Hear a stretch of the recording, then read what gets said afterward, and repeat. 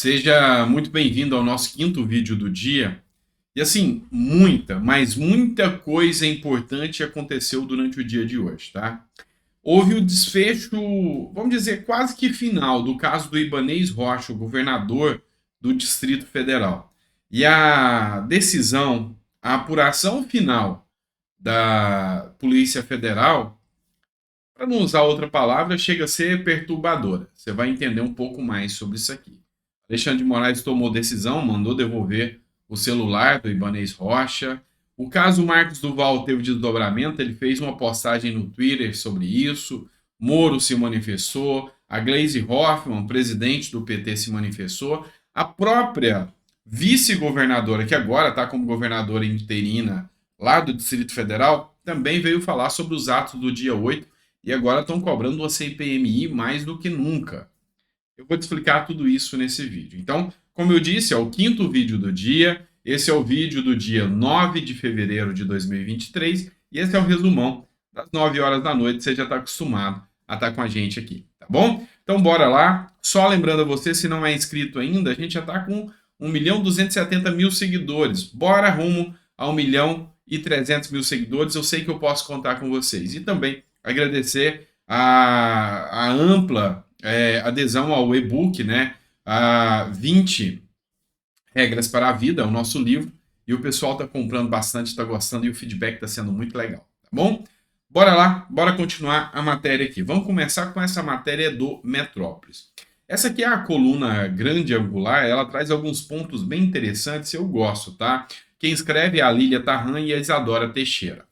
Olha só, a perícia da Polícia Federal indicou que o Ibanez Rocha, governador do Distrito Federal, não foi conivente com a invasão de 8 de janeiro. Vem cá, você não tem noção da gravidade disso aqui. Você vai entender um pouco mais. A Polícia Federal enviou ao STF o relatório da perícia dos celulares de Ibanez. O governador do Distrito Federal foi afastado do cargo. Ou seja, o Ibanez tinha 2 celulares. Ambos os celulares foram entregues à Polícia Federal. Esses celulares foram averiguados, esses celulares foram analisados, todo o contexto dos atos do dia 8 foram analisados e a conclusão do relatório da Polícia Federal foi que Ibanez Rocha não tinha nada a ver com os atos do dia 8. E automaticamente, se Ibanez não tinha, o seu secretário de segurança, que era o Anderson Torres, que nem em trabalho, nem em exercício estava, provavelmente também não tinha. E o comandante da Polícia Militar do Distrito Federal, que é o Fábio Vieira, ele também já foi solto. As imagens da Câmara de Segurança do Senado mostrou que ele estava lá no fronte de batalha enfrentando os manifestantes. Enquanto os verdadeiros autores, mentores, digamos assim, não fizeram nada. E você vai entender um pouco mais sobre isso aqui, tá? Então, essa matéria também é do Grande Angular e diz aqui que Alexandre de Moraes mandou devolver os celulares do Ibanez Rocha. Agora, vamos entrar no assunto delicado aqui, tá? Porque hoje a gente falar o que pensa é arriscado, principalmente quando a gente fala usando a força da lei e as regras da lei do Estado Democrático de Direito. Eu, como advogado que sou, eu tenho que medir minhas palavras. E isso, sempre que acontece num Estado Democrático de Direito, tem que ter uma luz vermelha acesa. Mas vamos lá. Você tem noção do que aconteceu aqui? Nós temos um governador eleito pelo povo. Eleito. O povo escolheu esse governador para estar à frente da administração do Distrito Federal.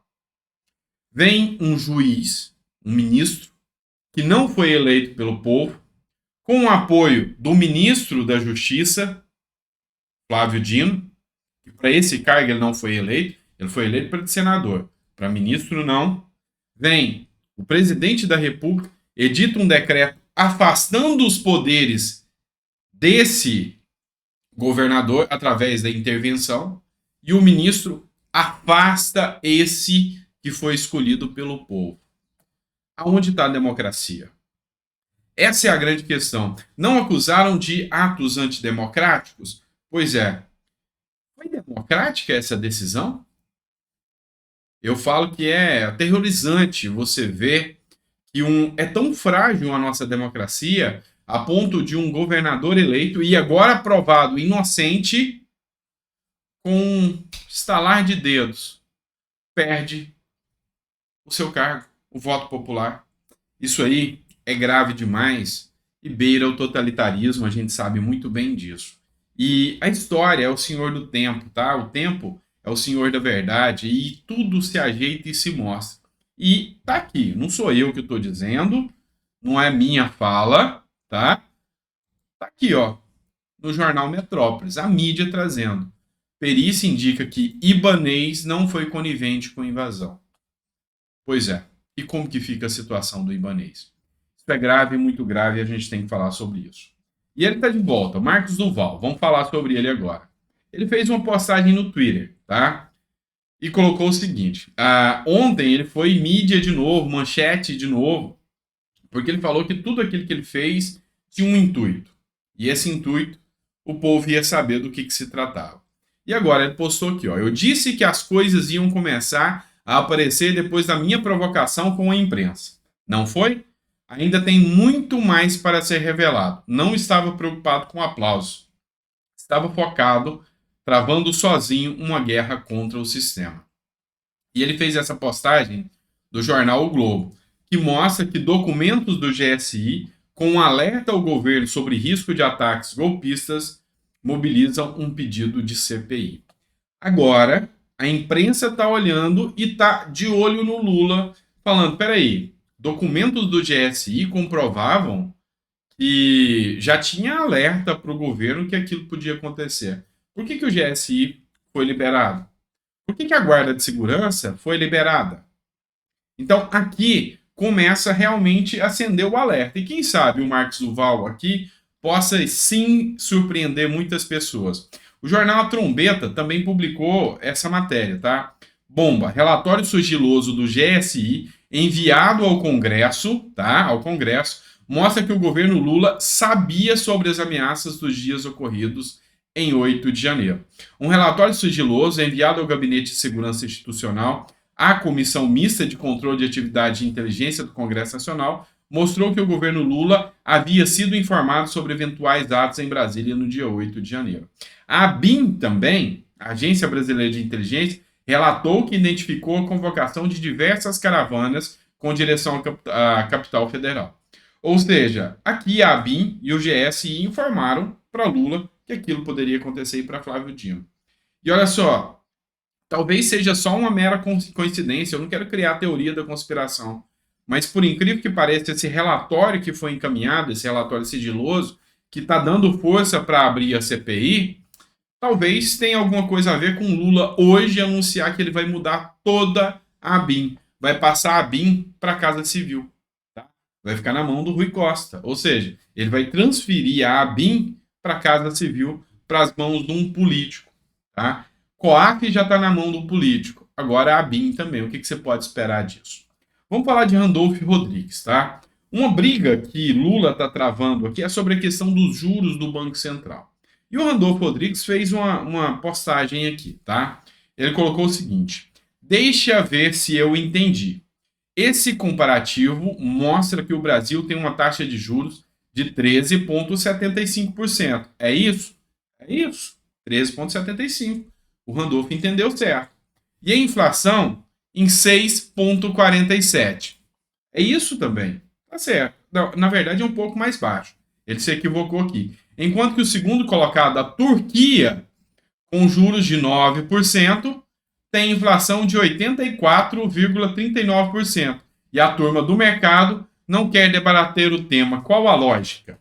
Presta atenção.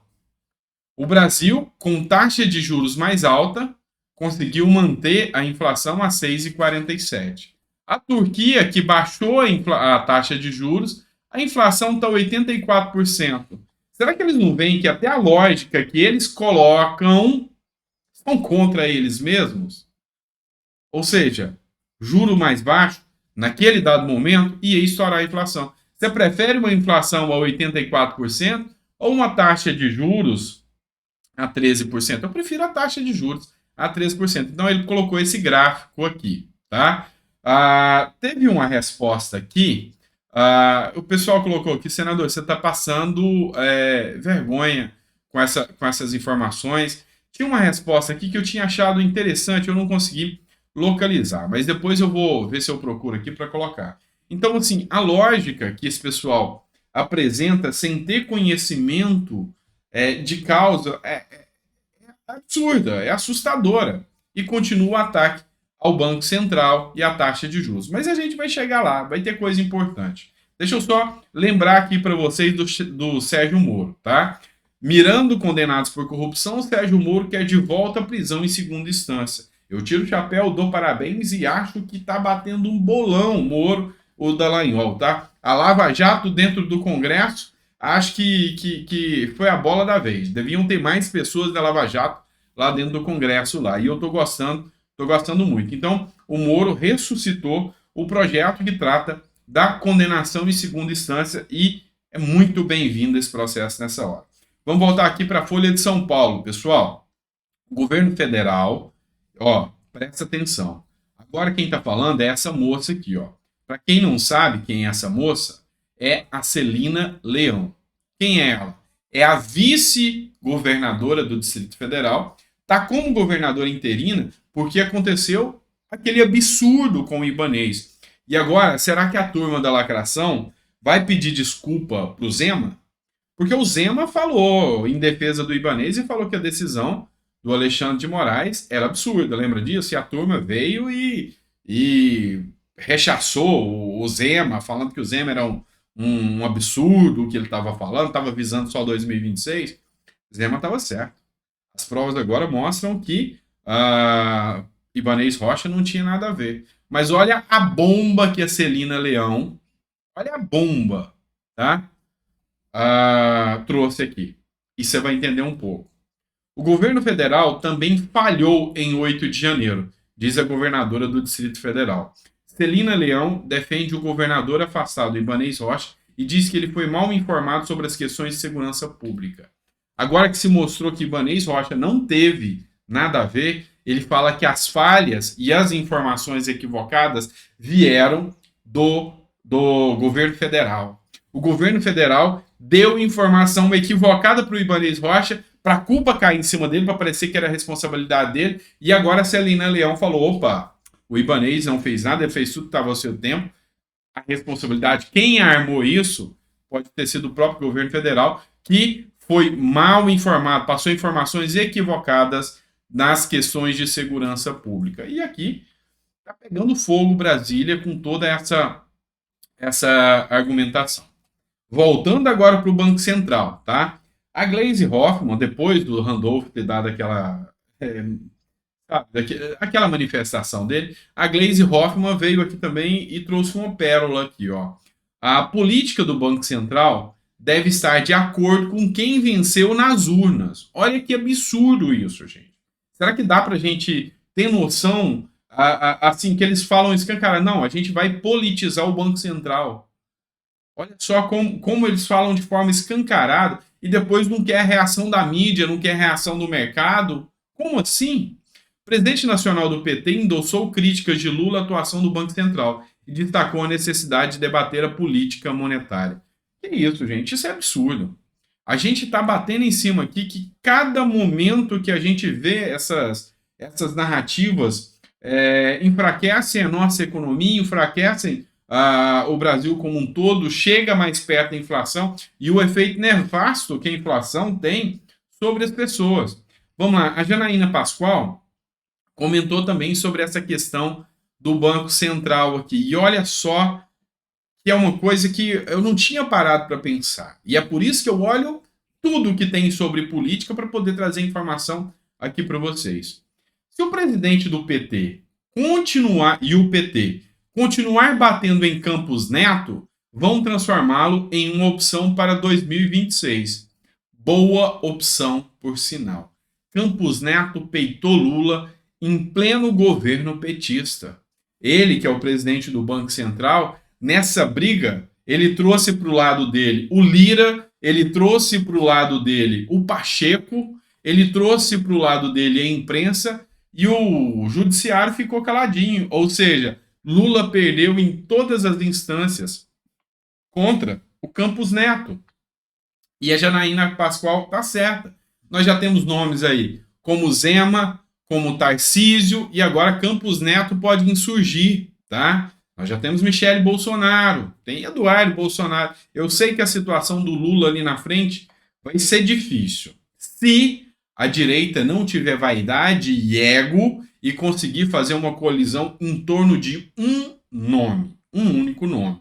Isso é necessário se a direita brasileira quiser se ressurgir. Falando sobre esquerda, vamos falar agora de Damares, né? Caso Yanomami. O pessoal pede a cassação de Damares Alves por prevaricação. Isso aqui é para dar visibilidade, tá, gente? Isso aqui não vai dar em nada, duvido muito, tá? Isso aqui é para ter visibilidade, tá? E para, como se diz, para lacrar para a militância. Porque essa é uma ação que, se for um país sério, e esse é o meu medo, né? Se for um país sério, é uma ação natimorta, é uma denúncia natimorta aqui. Até porque se eles forem fazer essa análise, eles têm que fazer análise desde o governo do Lula, que também foi omisso. Ou vocês acham que os Yanomamis viviam em berços esplêndidos até 2019, e depois de 2019 é que a coisa ficou difícil? Então, isso aqui é uma ação para jogar para a galera. Então tem muita gente que estava me perguntando sobre isso aqui. É ação da galera, tá? Vamos lá. Armínio Fraga. Você não sabe quem é o Armínio Fraga? É um economista que fez o L, tá? E um economista super sério e centrado, e até me pegou de surpresa quando ele falou que ia votar no Lula. Ele foi o primeiro de falar, o primeiro, acho que em 3 ou 4 dias depois da eleição, o Armínio Fraga falou, olha, votei no Lula, mas eu tô com medo dessas decisões que o Lula tá tomando. E olha só, essa matéria do Pleno News, e ele coloca aqui, ó, Armínio Fraga sobre Lula, concentração de ideias erradas. O economista declarou voto no petista na última eleição, falou que está com medo e agora eu duvido muito que ele ainda continue com medo. Deve estar apavorado. Essa é a verdade. Se tiver como eu, pode ter certeza que ele está apavorado. Vamos lá. E tem mais um. Vamos falar do Eduardo Paes. O Eduardo Paes criticou a fala do secretário extraordinário da Fazenda. Olha o que ele falou. E olha só. Essa narrativa, a imprensa vendeu muito bem. Que Bolsonaro era autoritário. Lembra disso? Bolsonaro é um ditador, autoritário. Pois é.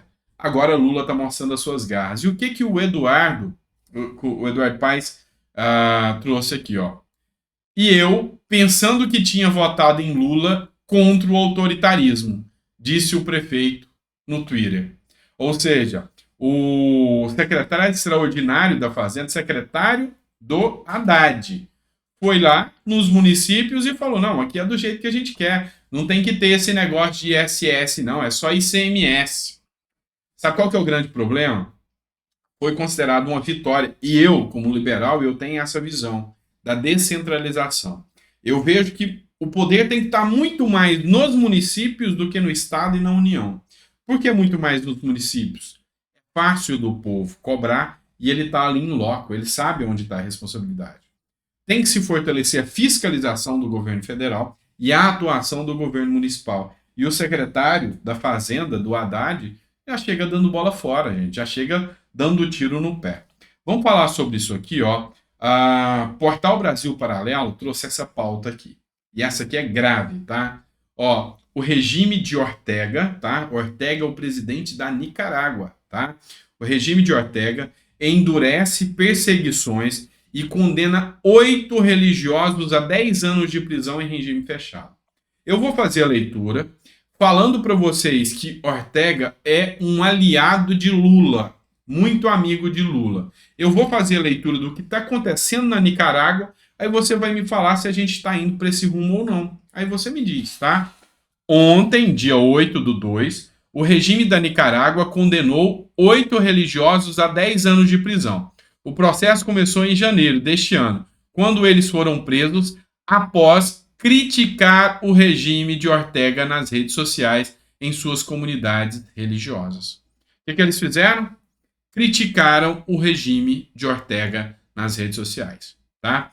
A pena foi dividida em duas partes. Tá? Afirmaram o jornal local La Prensa e o Centro Nicaragüense de Direitos Humanos, o CNIDH. Tá?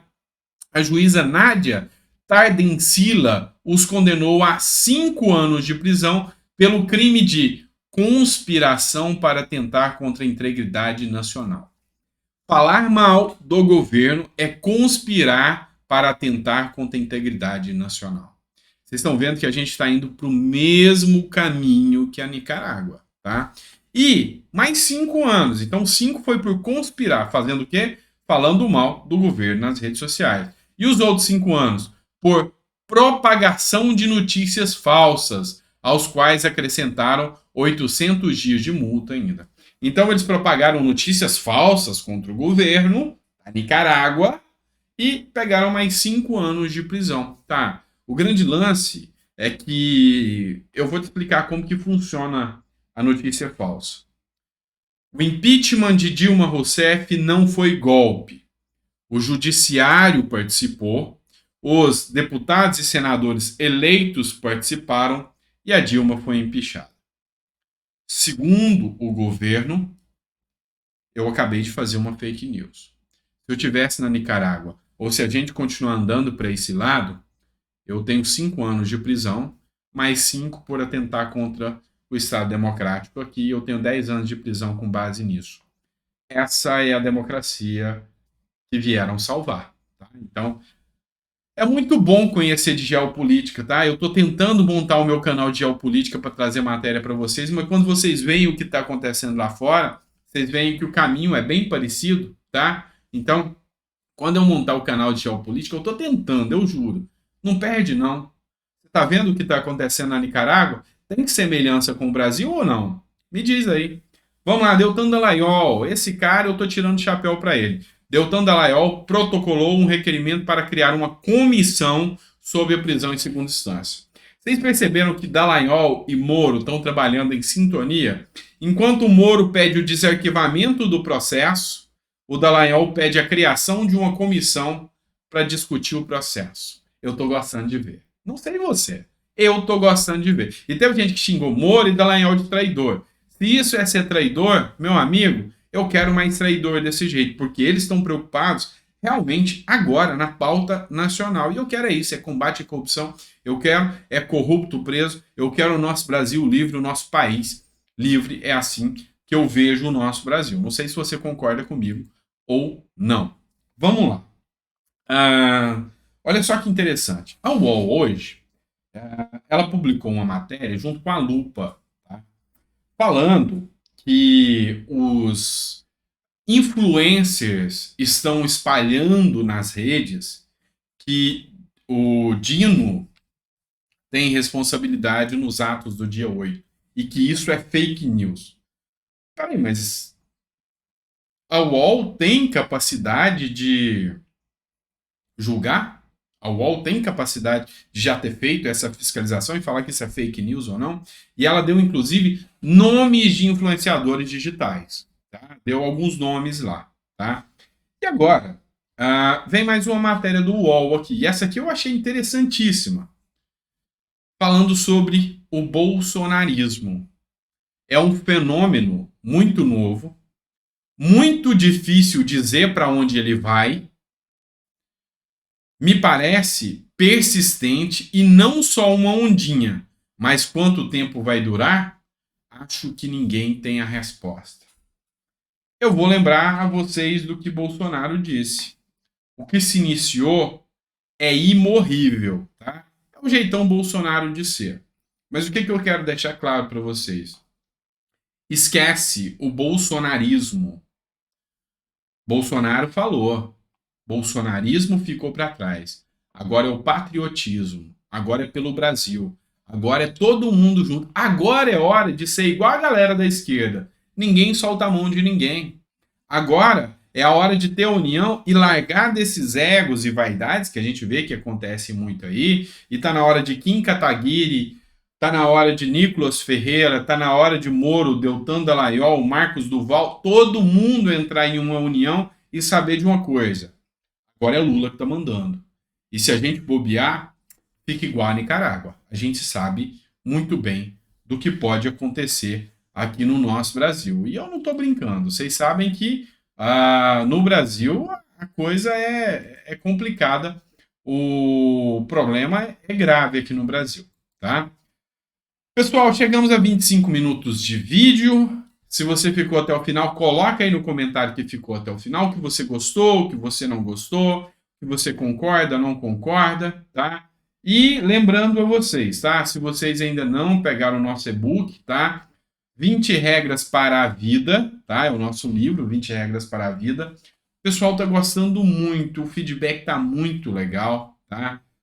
Disseram que é um livro que dá para você crescer como pessoa. O que eu fiz? Eu sintetizei aqui as frases principais, os pensamentos de grandes nomes, tá? De grandes ícones, como Platão, por exemplo.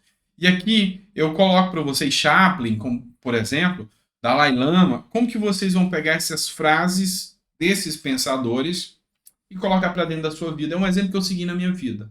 E eu consegui sair, sabe, do meu plano financeiro, do meu plano espiritual, do meu plano como pessoa. Eu consegui evoluir muito olhando essas pessoas que têm muito a nos ensinar. Então, se você não adquiriu ainda, fica à vontade, o link está na descrição e o link fica fixado no comentário aqui. Aí você já entra, acessa a plataforma do Hotmart e baixa o livro na hora e já começa a ler, tá? E se gostar, deixa um comentário pra gente. Na verdade, o preço é simbólico, tá? R$ 5,99 é para ajudar no canal aqui. Então, é um valor do e-book, talvez um dos e-books mais baratos que você vai encontrar na Hotmart. E eu garanto uma coisa para vocês, eu fiz com todo carinho. A qualidade que eu utilizei nesse livro vai te engrandecer e você vai ver que foi um livro feito realmente com carinho para as pessoas, tá bom? E deixa aí no comentário que você está gostando, que você não está gostando, isso é importante para a gente, tá bom? Um grande abraço, fica com Deus e eu só tenho a agradecer a vocês. E eu vejo vocês no próximo vídeo.